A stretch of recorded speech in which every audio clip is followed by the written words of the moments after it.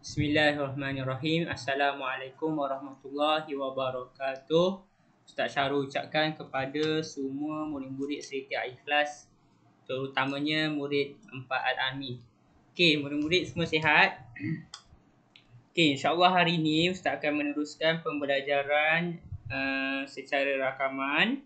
Okey, minta maaf Ustaz tak berkesempatan untuk live bersama kamu. Ustaz baru balik dari hospital. Isteri Ustaz baru saja cocok vaksin. Okey, tak apa. Okey, untuk pelajaran hari ini Ustaz akan teruskan pembelajaran topik baru, iaitu Allah bersifat wahdaniyah. Okey, murid-murid, okey, kalau ikutkan dalam buku ini tiada silibus JAKIM, okey, untuk pelajaran sifat wahdaniyah. Tapi tak mengapa, Ustaz kongsikan slide untuk memudahkan kamu merujuk nanti. Okey, insya-Allah. Okey, topik ini tidak panjang, pendek sahaja. Okey, kita murid-murid boleh lihat dekat buku siri naratif tahun 4, muka surat 44. Okey, itu latihan untuk kamu buat nanti, surat 44. Okey, jadi kamu kena faham dan jelas, dengar betul-betul penjelasan yang Ustaz nak sampaikan berkenaan dengan topik ini. Okey, sebelum Ustaz pergi lebih lanjut, mari kita sama-sama membaca doa sebelum belajar. Bismillahirrahmanirrahim. Allahumma aftah alaina hikmataka wansyur alaina min khazaini rahmatika ya arhamar rahimin. Rabbi shrah li sadri wa yassir li amri wahlul 'uqdatam min lisani yafqahu qawli. Rabbi zidni ilma warzuqni fahma waj'alni minal mu'minin.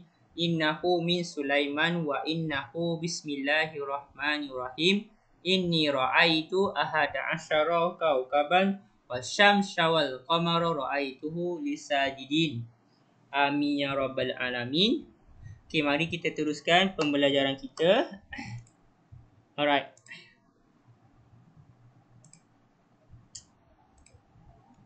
Okey, untuk kita pergi satu persatu, sifat wahdaniyah. Okey, sifat wahdaniyah adalah salah satu sifat Allah.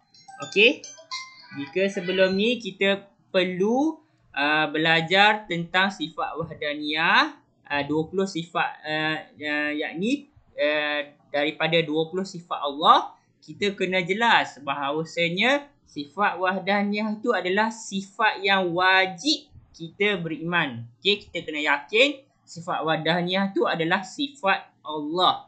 Okey, apakah itu wahdaniyah? Wahdaniyah itu ialah esa. Okey, wahdaniyah itu adalah esa. Dan jika kita lihat dekat sini, ada dua perbandingan antara sifat wajib dan sifat mustahil bagi Allah. Okey, untuk sifat wajib, wahdaniyah ialah esa. Okey, untuk sifat mustahil bagi Allah ialah ta'adud. Okey, ta'adud ini bermaksud berbilang-bilang. Okey, jadi kita dah tahu dekat sini, yakni sifat wahdaniyah ini adalah esa, dan sifat lawan bagi wahdaniyah adalah ta'adud. Okey, wahdaniyah lawan dia ta'adud. Okey, dan kita dapat lihat dalil nakli surah Al-Ikhlas ayat pertama. Okey, mari kita lihat slide dia. Okey, a'udzubillahi minasyaitonirrajim. Bismillahirrahmanirrahim. Qul huwallahu ahad. Okey, maksudnya, katakanlah wahai Rasul, yakni Muhammad, dialah Allah yang Maha Esa. Maksudnya, Allah berfirman di dalam surah Al-Ikhlas ayat yang pertama.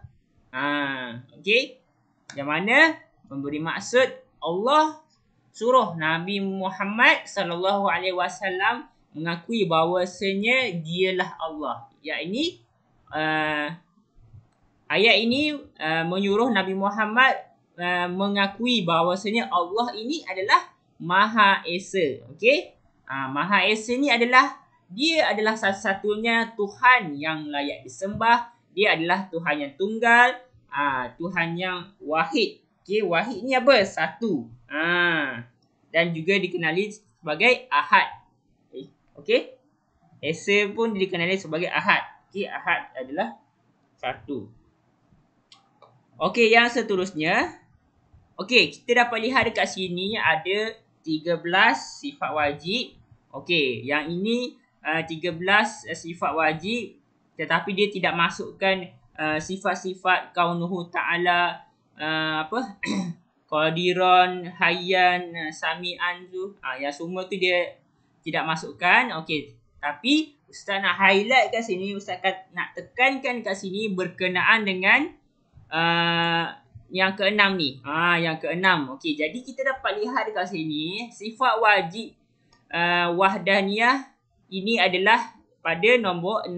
Okey, sifat yang keenam. Okey, sifat keenam. Dan okey, Ustaz ulang lagi sekali. Esa juga membawa maksud tunggal dan tidak ada yang serupa dengan Allah dari segi zat, sifat dan perbuatan. Maksudnya Allah sahaja yang Maha Esa. Maksudnya tiada yang serupa macam Allah. Dari segi dia punya zat dia ke, daripada segi sifat dia ke, ataupun dari segi perbuatan dia. Okey. Ini adalah tajuk yang agak berat untuk Ustaz ulas. Tapi tak mengapa. Kamu hanya perlu faham apa yang dalam kandungan pelajaran. Okey. Jadi kita kena faham. Dari segi zat ni, contohnya manusia kan. Manusia dia ada anggota badan apa semua. Dia ada tubuh badan, ada tangan kaki apa semua. Dari segi Allah ni, dia tidak sama dengan makhluk. Maksudnya ni manusia, dia tak ada kita tak boleh fikir dalam ruang kepala kita macam mana zat Allah ni. Kita tak dapat lihat benda tu. Dan dari segi sifat juga, sifat manusia ada marah, takut, berani dan sebagainya. Maksudnya sifat manusia, okey, berani manusia tak sama dengan berani Allah. Okey, jadi bila kita tengok sifat Allah ni, dia tak boleh nisbahkan kepada manusia. Sebab manusia ini ada had dia, ada limitasi dia. Berbanding jika dilihat pada Allah, jika Allah Maha Berkuasa, Allah Maha Berkuasa, dia tiada yang serupa kekuasaan dia berbanding dengan makhluk ni. Sebab makhluk dia ada tahap dia, limit dia ada. Contohnya dia hanya mampu, orang dewasa dia hanya mampu angkat sekian benda. Contohnya dia boleh angkat orang badan yang gagah perkasa, dia mampu angkat sebuah kereta saja, tapi dia tidak mampu mengangkat benda yang lagi besar. Contohnya kontena besar kan, kontena contohnya kontena, tahu kan kontena, benda-benda yang besar. Benda tersebut mesin perlu diangkat. Sebab tu kita dalam kehidupan kita perlukan bantuan mesin. Sebab kemampuan kita untuk mengangkat suatu barang itu adalah terhad. Ini membuktikan manusia ni ada kekuatan yang terhad. Okey? Alright. Okey, yang seterusnya, sifat-sifat Allah wajib kita tahu ialah 20 sifat. Okey, yang ni Ustaz ada cakap tadi, 20 sifat yang wajib kita beriman. Okey? Alright. Okey.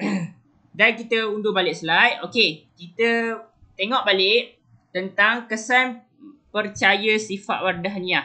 Okey, kita wajib percaya sifat wahdaniyah ni kerana ia penting. Kerana apa? Apa kesan dia kalau kita yakin bahawa sifat Esa ini, sifat wahdaniyah ini layak bagi Allah? Yang pertama, kita akan lebih taat perintah Allah. Okay, itu yang pertama. Yang kedua, Allah akan merahmati kita, insya-Allah. Sebab apa? Sebab kita taat perintah Allah. Dan kita yakin bahawasanya Allah sahaja yang layak disembah. Okey, yang ketiga, menyembah hanya kepada Allah. Ini adalah penting. Bukti Allah Maha Esa, dengan di mana kita dapat lihat. Okey, kita dapat bayangkan situasi keesaan Allah itu. Allah tu Maha Satu, tiada yang serupa, tiada tiada yang menyerupai Allah. Okey, dari segi 3 aspek yang Ustaz jelaskan sebelum tadi tu. Okey, jadi kita wajib menyembah Allah kerana dia hanya senya yang layak disembah. Tiada makhluk lain yang layak kita sembah. Bukan patung Buddha, bukan berhala, bukan pokok, bukan matahari dan sebagainya. Bukan. Okey.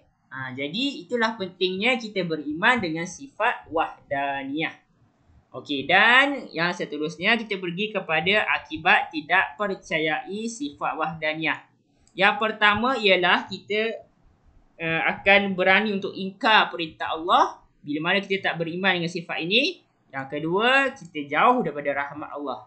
Tanda manusia jauh daripada rahmat Allah adalah dia mudah menyalahkan takdir. Salah satunya menyalahkan takdir yang Allah beri kepada dia, dan diuji dengan musibah.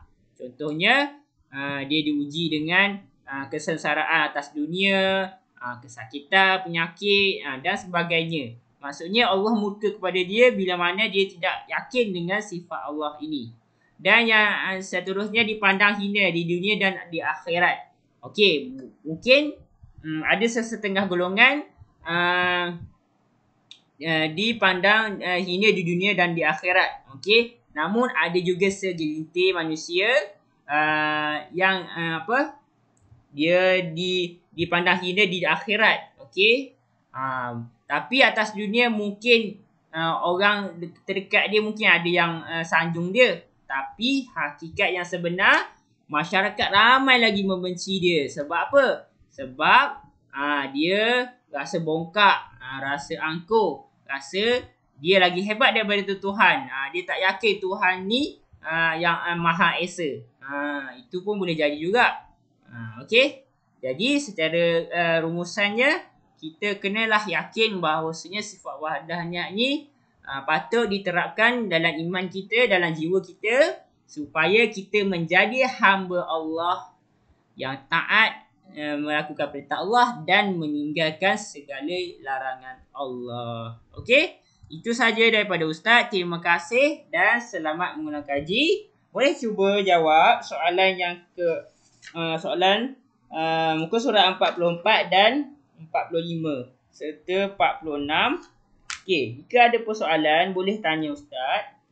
Okey. Baik, itu sahaja daripada Ustaz. Terima kasih kerana sudi mendengar rakaman Ustaz. Okey, aku liqauli hadza wa astaghfirullahal azim li wa lakum. Wassalamualaikum warahmatullahi wabarakatuh.